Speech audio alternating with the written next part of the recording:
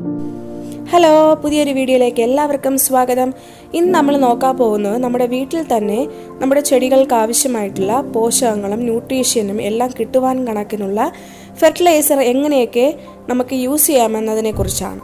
അപ്പോൾ പലരും പുറത്തുനിന്ന് പല കമ്പനികളിലും പല പ്രോഡക്ട്സും വാങ്ങിച്ച് നമ്മൾ ചെടിക്കൊക്കെ ഉപയോഗിക്കാറുണ്ട്. പക്ഷെ അത് ചിലത് സക്സസ് ആവും, ചിലത് സക്സസ് ആവില്ല. നമ്മൾ വെറുതെ കാശ് കളയുകയെ മാത്രമേ ഉള്ളൂ. പക്ഷെ നമ്മുടെ വീട്ടിൽ വേസ്റ്റ് ആകുന്ന കുറേ സാധനങ്ങൾ ഉപയോഗിച്ച് നമുക്ക് നമ്മുടെ ചെടികളെ അല്ലെങ്കിൽ പച്ചക്കറികളെ നല്ല രീതിക്ക് വളർത്തിയെടുക്കുവാനും ചില മുഞ്ഞ പോലുള്ള ചില രോഗങ്ങൾക്ക് അത് ഉപയോഗിക്കുവാനും സാധിക്കും. അങ്ങനെ ചില വളങ്ങളെക്കുറിച്ച് നിങ്ങൾക്കിന്ന് പരിചയപ്പെടാം.